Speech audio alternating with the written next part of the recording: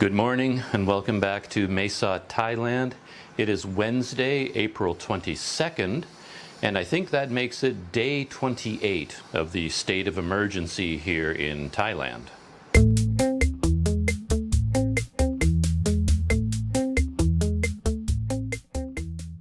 Life continues almost as usual here in Mae Sot. I've got my morning cup of coffee going. I've got the fan blowing down on me. I've got the brutal sun pouring in through the windows. My room is starting to heat up as the morning progresses.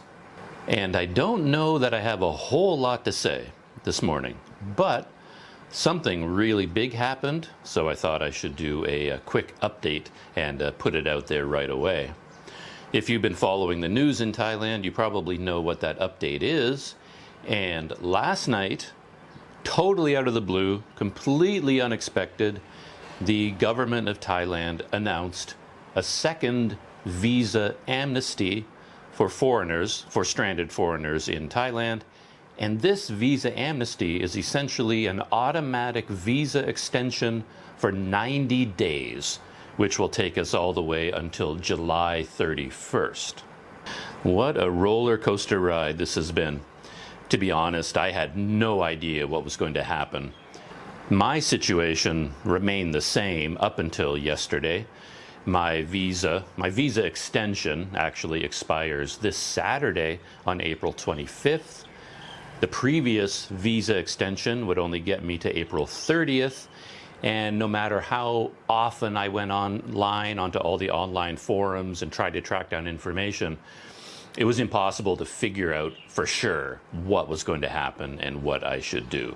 I mean, and even monitoring the news, I could not figure out which way the wind was blowing. There were like two completely separate sets of news articles out there. There was a whole set of articles about Thailand opening up. There are all these positive stories about, for example, the land border with Malaysia opening to commercial traffic, for trucks to go back and forth. And there was all this discussion about what Thailand is going to look like after the emergency decree expires on April 30th. There was talk about opening this business, lifting this restriction, loosening travel restrictions, doing all these things. And it felt like there was actual momentum building up towards the country getting back to normal. And I was looking at all those articles, and it made me a little bit nervous because it's a good thing, I guess, if things are getting better, if they really are getting better to the point that they can start lifting restrictions. That means people can go back to work. And that's a big deal here in Thailand because so many people have lost their income and people are struggling. They need to start working again. So this idea of businesses reopening, restrictions being lifted, that's good news, assuming the coronavirus, COVID-19, is still kept under control. That's all great. But it was kind of disturbing news for me because it felt like the country was moving towards everything being okay again, which means as of April 30th, foreigners like me would be forgotten. If all this is going on, they're not going to be thinking, oh, the poor tourists with their expiring visas, we must do something for them. I think we would get lost in the shuffle. And I thought as of April 30th, I'd show up at immigration or something and they'd say, dude, what are you still doing here? You should have flown out yesterday. I'm like, I couldn't. There were no flights. Remember all that stuff about there being no flights available and how all the countries are closed and we can't go anywhere? Remember all that? And I thought immigration would look at me and go, I don't know. All I know is your visa expired today, so you better get out of the country. And they'd kick me out of the office. I thought that's what was going to happen. But then there were all these other articles where there was a lot of pressure being put on the government to continue with all the restrictions, extend the emergency decree.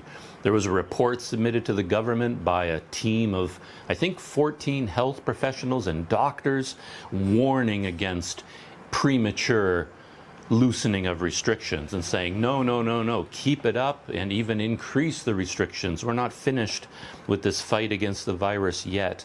So there was like a lot of pressure to keep things as they are and not lift any restrictions. And there were quite a few articles about that. So I had these two tones going on at the same time, and I felt like I was stuck in the middle, you know. It's like, which team is going to win here, and what does it mean for my situation? I honestly had no idea. So I had no choice but to act as if I had to take control of my own destiny. I could not count on the government offering another visa amnesty. So yesterday I spent a fair amount of time, actually. These things take time when you're overseas, preparing all of my documents and copies and letters and information to take to immigration. And instead of sitting here drinking coffee, talking to you, my plan was to wake up this morning and go to immigration. So last night, that's what I thought was going to happen today. And then out of nowhere, I was on my computer and I happened to go to Richard Barrow's Twitter feed. I may have mentioned him before. He's a UK citizen who lives and works in Bangkok now, and his Twitter feed has become kind of an informal distribution center for information related to foreigners living in Thailand or tourists visiting Thailand. So I've been going to his Twitter feed quite often just to look for updates. And I kind of clicked on his Twitter feed thinking, well, there wouldn't be anything new. And the first thing at the very top, Thailand announces 90-day visa extension automatic for all foreigners in the country. And my brain exploded. It's like, there's no way, come on. There's no way this could be true. So of course I looked into it more and more, and other news organizations were reporting this. There was a flurry of doubt about whether this was true or not. And of course, when you looked at the official announcement in Thai with the English translation, it was bewildering. I tried to read through it and I couldn't make heads or tails out of it. I couldn't make any sense out of what they were saying. Yet all these news articles and Richard Barrow were laying it out very clearly, saying that all tourist visas have been extended until July 31st, period. That's what everyone was saying, but I was looking at the actual document released by the Thai government, by Thailand Immigration Bureau, and it didn't say any of that. It said some stuff, but it was all in bureaucratic language and legalese, and then none of the dates made any sense to me. They mentioned dates that no other visa amnesty proposal had mentioned, so nothing in there was clear to me, though all the news articles were very clear. So I could only assume they had better sources of information. Anyway, after a fair amount of research online, I really had no choice but to start to hope a little bit that this was true, and I could feel this mountain of stress that was on my shoulders just start lifting because the visa was weighing on my mind quite a bit. And then this morning I checked the articles again online, and there were no corrections or anything. There was just a lot more information that this visa amnesty is real. So all these documents, all these letters, all these receipts, all this paperwork that I prepared yesterday, don't need them, apparently. Well, I'm going to clean that up and put it away because I'm going to keep them anyway. But anyway, it's like I could have a ticker tape parade and throw these papers away and not be so stressed out. So that's the big news for today. That's the good news. Automatic visa extension for all foreigners going until July 31st. Me being me, though, as soon as I got that news and kind of absorbed it, there was another side to it that instantly kind of jumped out at me. And this might sound a little bit weird, but it's like 90 days, it was almost too much. It's like, come on, I don't want 90 days. It's like, what am I going to do with 90 days, you know? It was almost like having a 30-day window in which to work, you know, like having some constraints. You could actually think clearly. It's like, oh, okay, I've got 30 days or I've got 2 weeks. I can do this, I can make that decision, I can do that. And now they're telling me that if I wanted to, I could stay in Thailand for 90 days starting from April 30th. And I'm thinking, what am I going to do for 90 days? You know, it's like, it's almost too much freedom. It makes me think of prisoners, you know, these stories you hear about people that are in prison and become accustomed to their prison. And then when they're released from prison, they don't know how to deal with the outside world. There are just too many decisions to be made, and they're not used to making decisions. Like now I need an apartment, and which apartment should I choose? And I need a job, and I got to go shopping for food, and I've got to do this.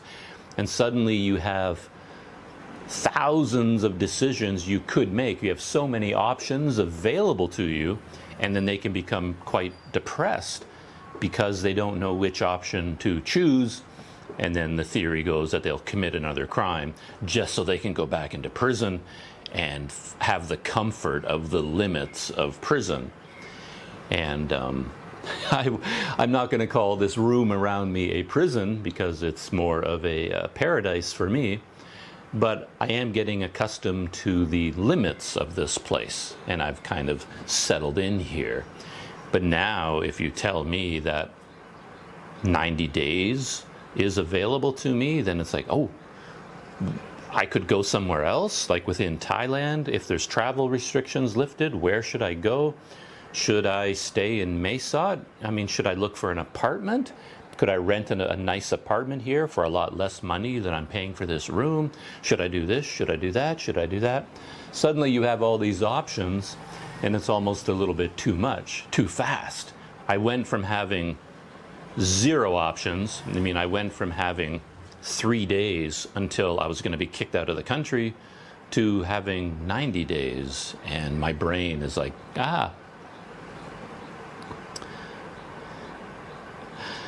Not to get too philosophical here, but I've thought about this a lot in the past because in my lifetime, I've had a lot of trouble with making decisions, with choosing, with committing. There are people out there who know what I'm talking about. And I've thought about this quite a bit, and I've often thought that maybe I would have been a happier person if I'd been born 100 years ago. Little House on the Prairie, if you know that TV show. I would be born in that little town or born on a farm, and there are no options available to you. You start working the farm with your father, you marry the pretty girl from the farm next door, then you start up your own little farm, and life goes on, you know? You couldn't move to Hollywood and become a famous actor. You couldn't write a movie script and become a famous movie writer. You couldn't make YouTube videos. You couldn't fly to Korea and start a whole new life teaching English, which is what I did.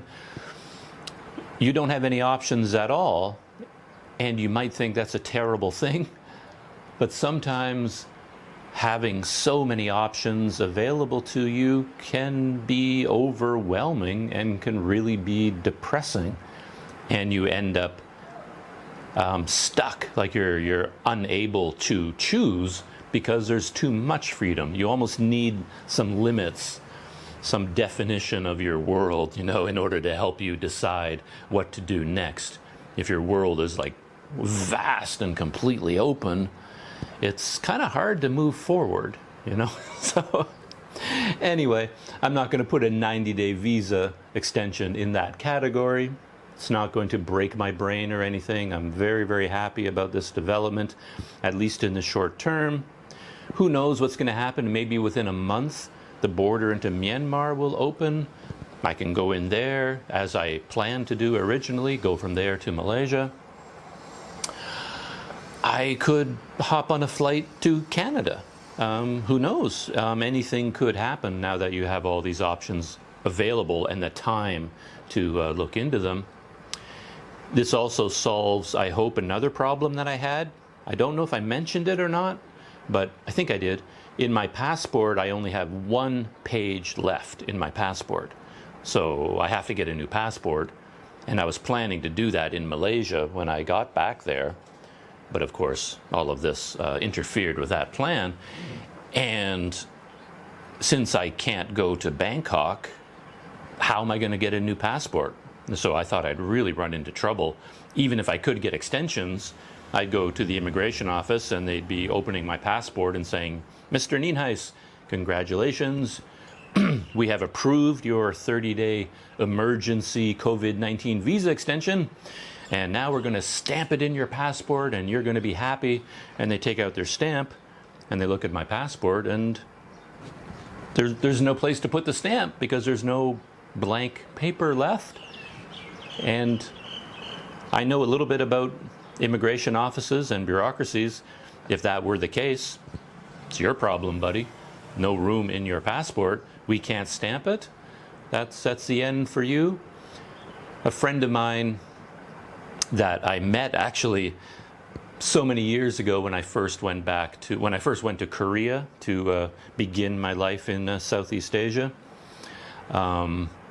He reached out to me recently. I hadn't heard from him in years and years and years, but I got a message on Facebook and we were chatting, and he told me a story about a friend of his who flew to Laos for a holiday, big trip, you know, planned it and everything. He landed at the airport in Laos, but he didn't have a full page available in his passport, and the visa on arrival in Laos is a full page stamp. And they couldn't put it in his passport, so they wouldn't let him into the country. He had to turn around and fly all the way back to the UK. His whole holiday was ruined because of that. Of course, since he was starting in the UK, he had a lot of opportunity to get a new passport, and he probably should have done that, unless this trip was like an impulse decision or something, I don't know. But having no room in your passport is a big deal. It means you can't travel. And I was not aware if the Canadian Embassy in Bangkok was even capable of renewing my passport. They told me in emails that all non-essential services were canceled, and getting a new passport is not really that essential. So I thought they wouldn't even be able to do it. But with this new visa amnesty and the possibility of more time, I can look into this and hopefully I can get a new passport while I'm here in Thailand. Get that taken care of.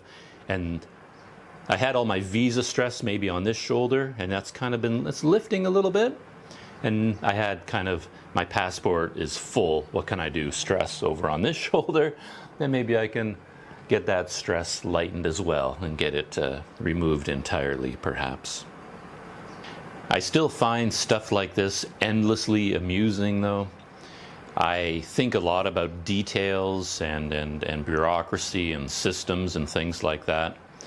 And even this, which should be so simple, is not simple at all. You would think that every foreigner in Thailand would be doing what I just did, throwing their papers in the air, dancing and doing handstands and just shouting out woohoo and being excited. But when you go online, well, for example, Richard Barrow, he has a Facebook page as well, and it's called Richard Barrow in Thailand. That's his, guide to Thailand Facebook page. He has the same post there where he says, good news, 90-day automatic visa extension for all. And you'd think it would be comments saying, yay, that's great news, wonderful, amazing. But no, there's 500 comments from people asking for clarification. Like, this is my visa and I arrived on this day, but then I did this. Does this apply to me?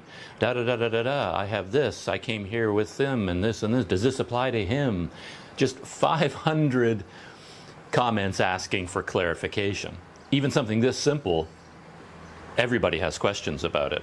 And it puzzles me endlessly because all these questions are valid questions in my opinion. And if I were a bureaucrat, I would anticipate these questions.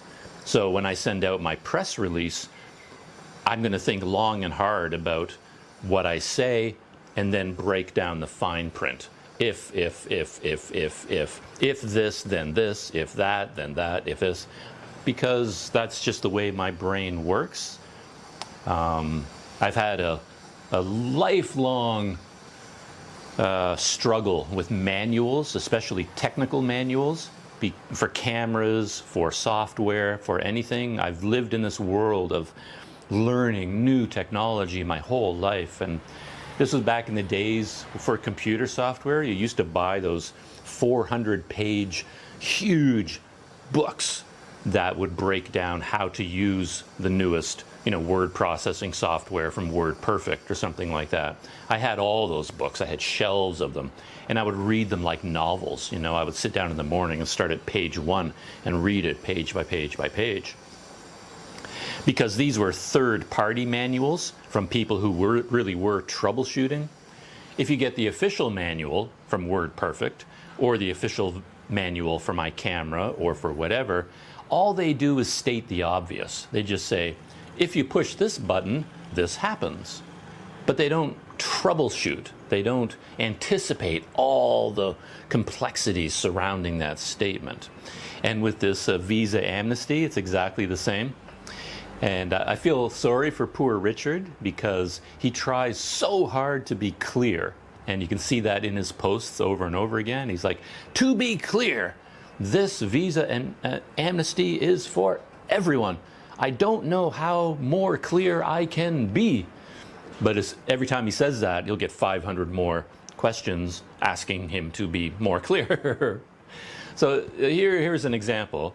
Richard Barrow said he got an official infographic from the Immigration Bureau. So this is it, straight from immigration, and they're trying as hard as they can to be absolutely clear. And it looks good at first. This is what it says.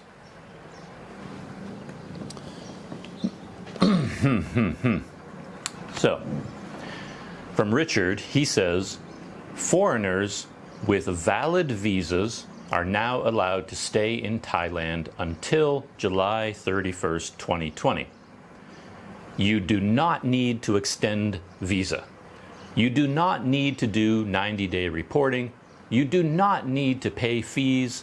You do not need to submit documents. Everything will be done for you automatically. So you can kind of sense the desperation in that. He's trying to head off the 500 questions. He's just laying it out. No, you don't have to pay any fees.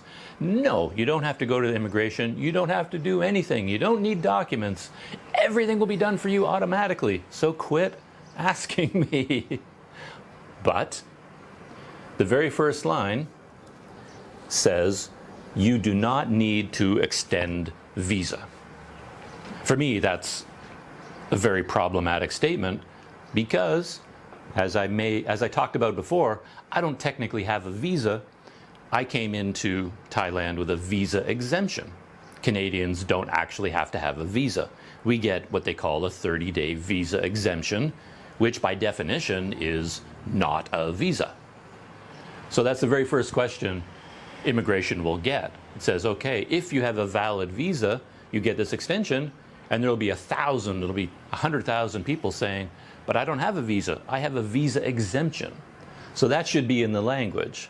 Everyone with a visa arrival, visa exemption, you all get the extension. But they don't say that, right? Plus, I came in on a visa exemption, but that's not the end of the story because I then got a visa extension of my exemption. The document from immigration doesn't specify that. So there's 100,000 other people saying, okay, everyone with a visa that expires after March 26 gets this automatic extension, but my visa didn't expire before March 26. It expired before March 26, and my visa extension expires after March 26. So does that apply to me? You see where I'm heading with this? I'll stop there because this is all trivia, but there are at least a dozen examples just like that I could think of off the top of my head, where simply saying everyone with a valid visa, it just leaves open dozens of questions. So again, if I were the bureaucrat, I would have a very detailed list. And when you delve into it even farther, it gets more complicated because the original proposal for this whole system specified that in order to qualify for the visa amnesty, you had to have arrived in Thailand before a certain date. That was the first proposal. So a lot of people still remember that proposal, and they're not sure whether it continued forward or whether the new proposals canceled that one. So you get all these other questions from people saying, but I understand that you had to arrive in Thailand before, I think it was the end of March? No, March 1st, I think. And so now they're unclear whether this applies to them. Anyway, it just goes on and on and on and on, It just amuses me endlessly that they're in the age of information, of mass information flowing on the internet. We're all more confused than ever, even about something that should be as simple as this. I said I was done with that topic, but one more thing. This is, there's one person out there that will know exactly where this is coming from, but this is Richard Barrow delving into his snarky side, because he's gotten so many questions and he's trying to be lighthearted, but also say, just relax. Everybody gets the extension. Just chill, But this is, Richard, he's my kind of guy. He's very detail-oriented, and he lists all these questions, and then he answers them himself, just to try and anticipate all these different situations. But he says in one of his questions, question, my tourist visa expires on 26 April, but I flew here on an airplane, and last night I ate pizza with a pineapple topping. Am I covered by the visa amnesty? And Richard replies, I personally wouldn't have chosen pineapple, but yes, all visas are automatically extended. So he's making fun of all these people coming up with scenarios. It's like what do you people out there, what do you want? I mean, how clear does it need to be? Everyone gets the visa. Don't write to me and say, I had a Hawaiian pizza last night. So does the visa amnesty apply to me? I know people out there some people out there are very against pineapple on a pizza. And if you were in the government, you would probably make that part of the policy and say, if you have ever had pineapple on your pizza, no visa for you. Out of the country you go. Anyway, I thought that was quite amusing. Though notice even in Richard's reply, he does say, all visas are automatically extended.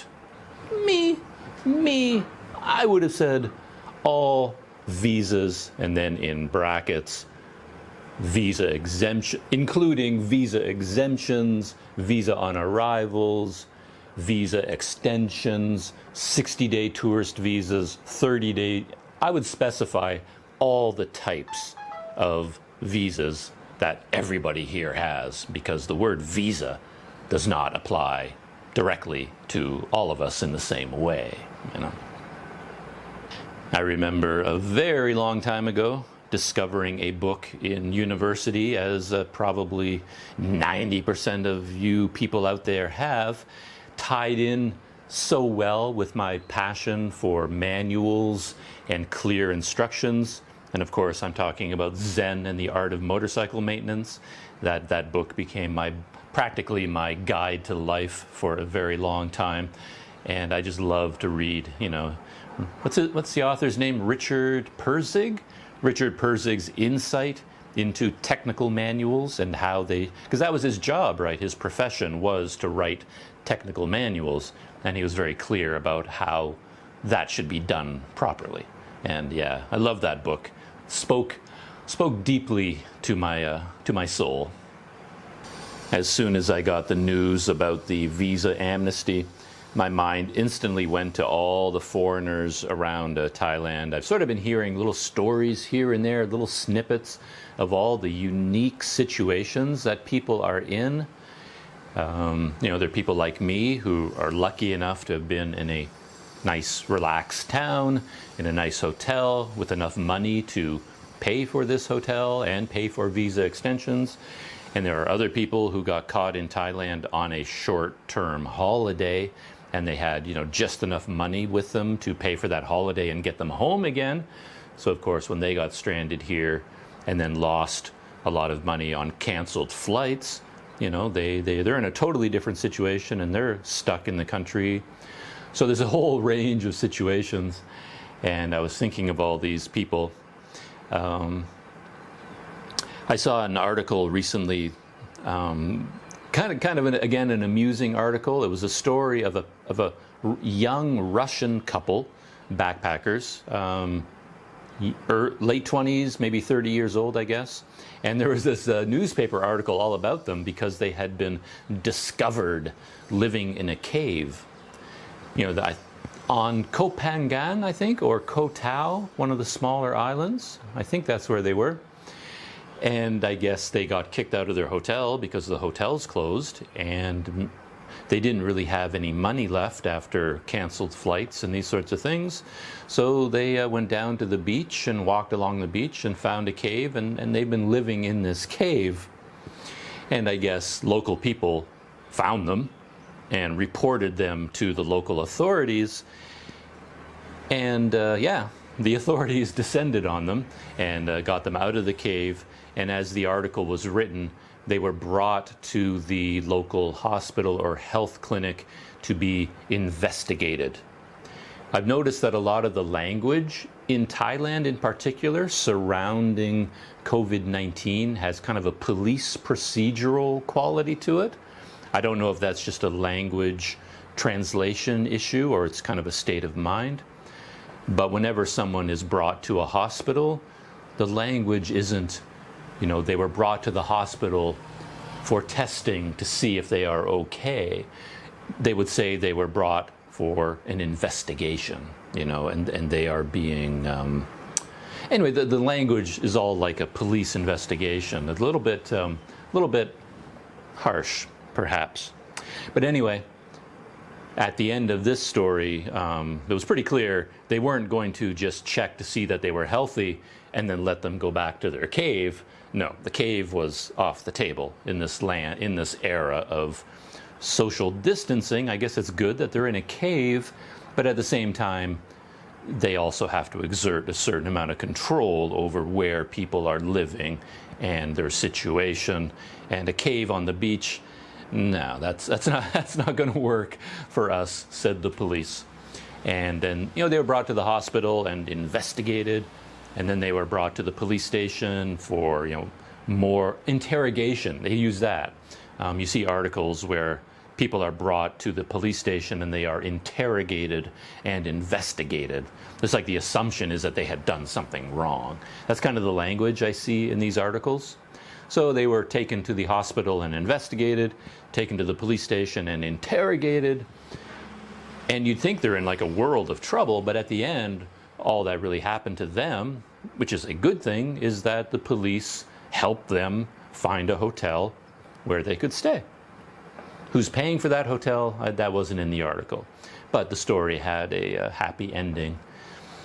But it brought into my mind this image of all these foreigners in Thailand, like sand crabs. You see them on these beaches that have wide, sandy shorelines. And as you walk along, you disturb these sand crabs. And they're incredibly fast. They're like the Flash. And they zip across the sand, and then they plunge into the sand, into these holes. Just whoo, whoo, whoo, whoo. And there's hundreds of them hiding in these little holes. And I had this image in my mind of these thousands of foreigners all across Thailand, like land crabs, kind of like hiding in their little hidey holes. You know, some of them are in caves, some of them are in hotel rooms like this. And I'm so quiet in this room, like probably nobody in this neighborhood knows that I'm even here, you know, because, you know, I hardly go outside. You know, I'm like this little sand crab just kind of darting from hole to hole, and nobody knows that I'm in here. There was another story about a British woman who was trapped in the airport in Chiang Mai, a variety of circumstances. This was quite recently, which surprised me. Sometime in April, she somehow got into that airport. I thought all travel was banned, but somehow she flew into Chiang Mai, and then flights were canceled, and she ended up being stranded in that airport with no money. And she'd been living in the airport for a couple of weeks, 3 weeks, something like that. This little sand crab, you know, in the departure lounge, sleeping in the corner, hiding there. There's this foreigner.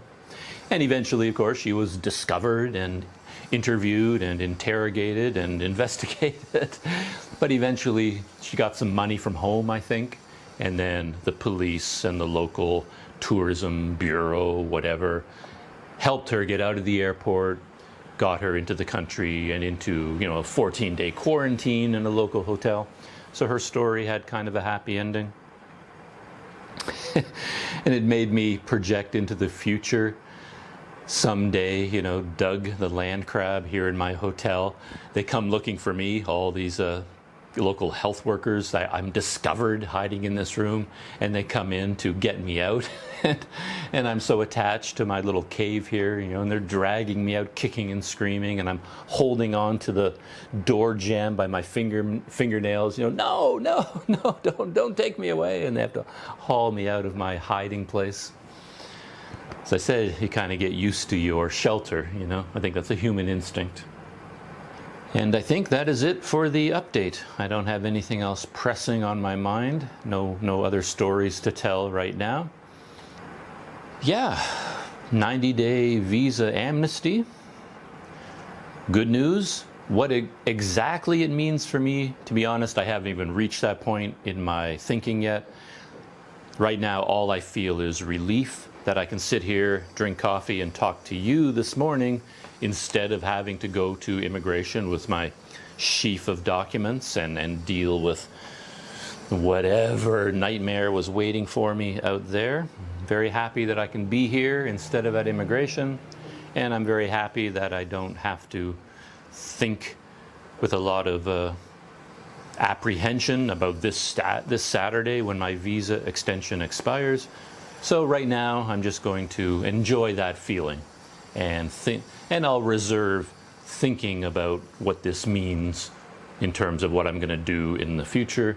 I'm going to sort of set that aside for now and just enjoy the relief of having a 90-day extension. Of course, thank you very much to the Tourism Bureau of Thailand, the Cabinet of Thailand, Prime Minister of Thailand, all the people that you know, came up with this proposal, submitted it, approved it, and released it. So this comes as a very pleasant surprise to all of us. And with that final thought, I will definitely end this update. And as always, I will see you in the next video.